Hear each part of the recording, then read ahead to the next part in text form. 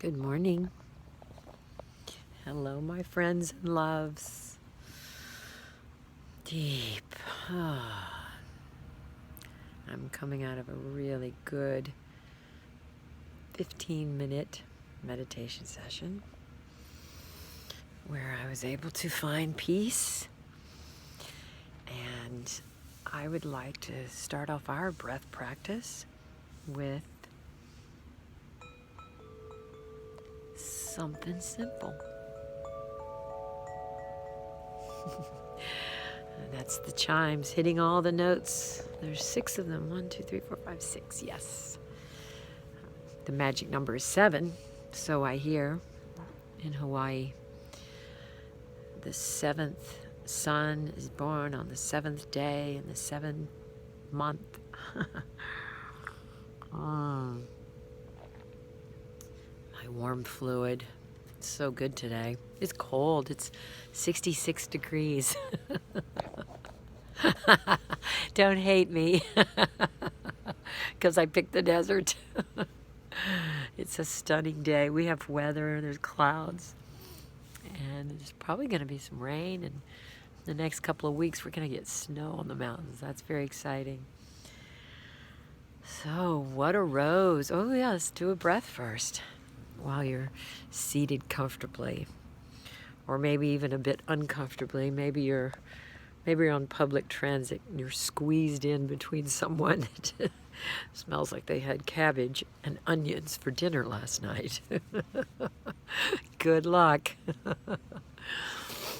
Exhale.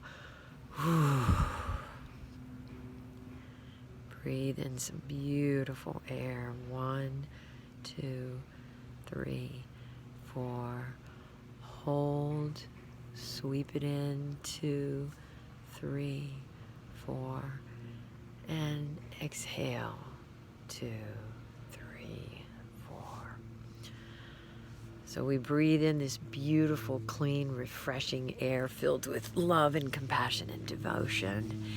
And then we sweep it through our body, cleaning out all the dark recesses of our past, of our thoughts, of our history, of our fury, our anger, our disappointment, our pain, our suffering, sweeping it out and exhale it out into Mother Nature, into the universe, where she takes care of it.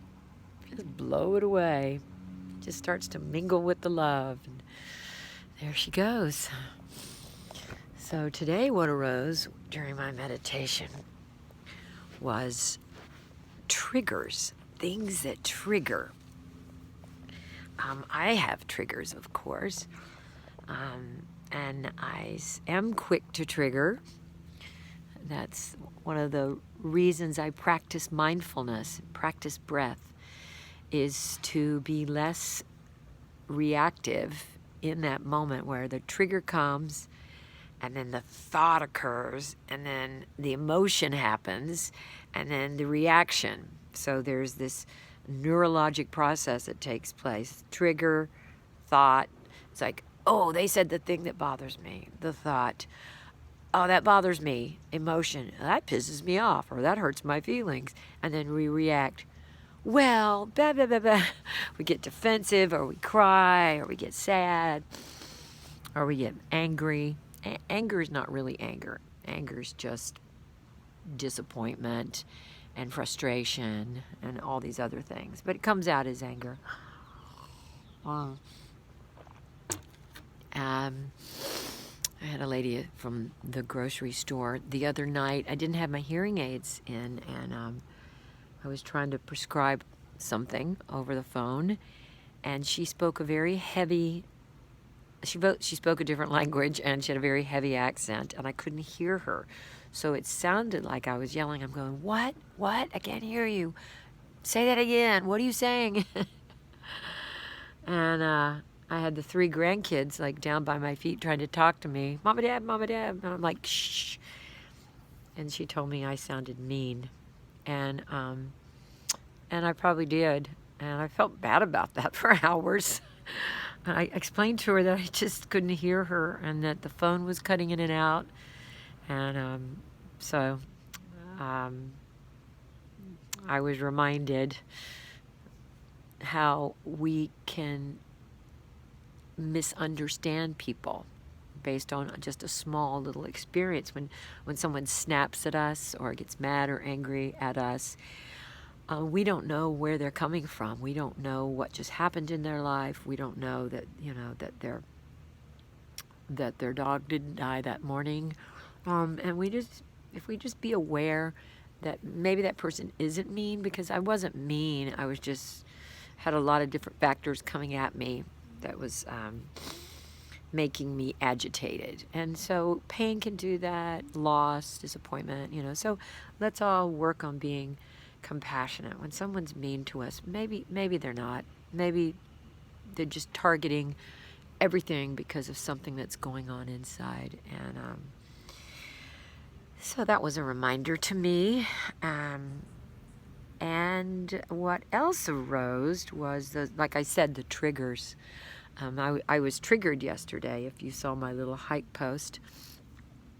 Actually, I've been triggered, and I was alerted to those triggers immediately. As soon as I was triggered, I knew they were triggers. And it's all happened in the last 3 days, and it's all from my family members, which I think is pretty common to trigger you, because that's all past things you learned when you were a kid growing up with these people.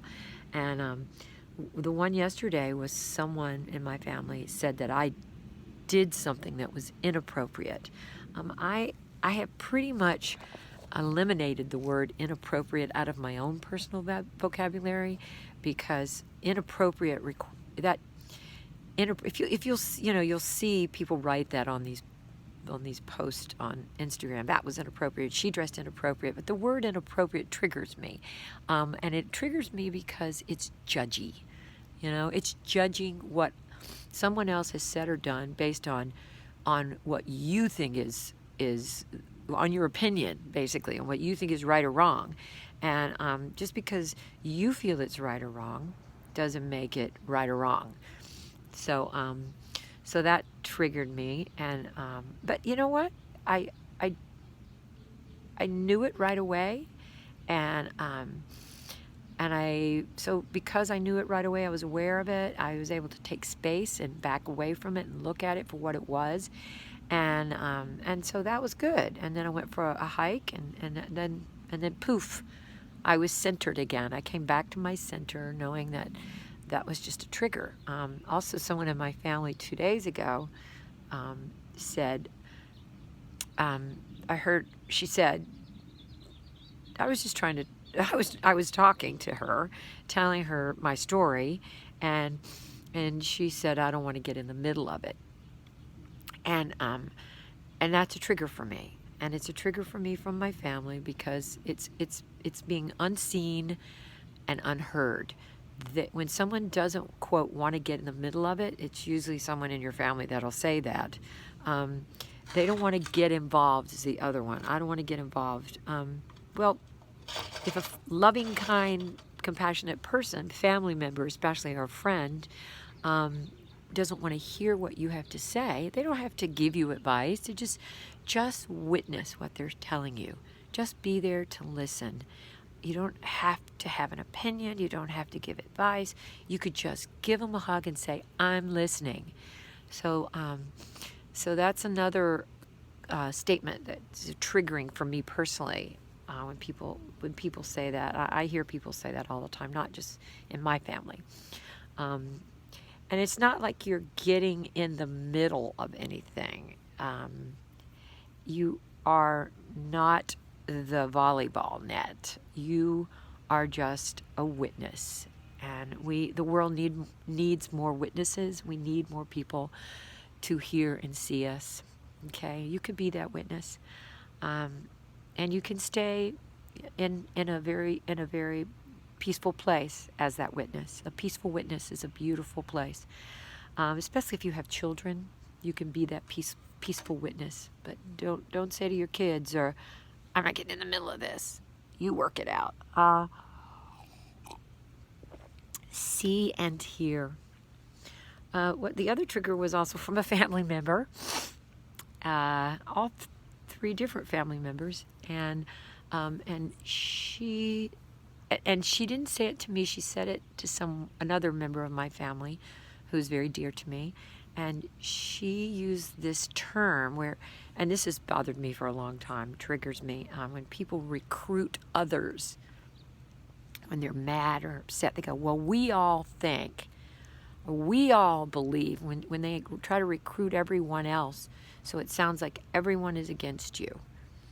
We all think that you, it's really,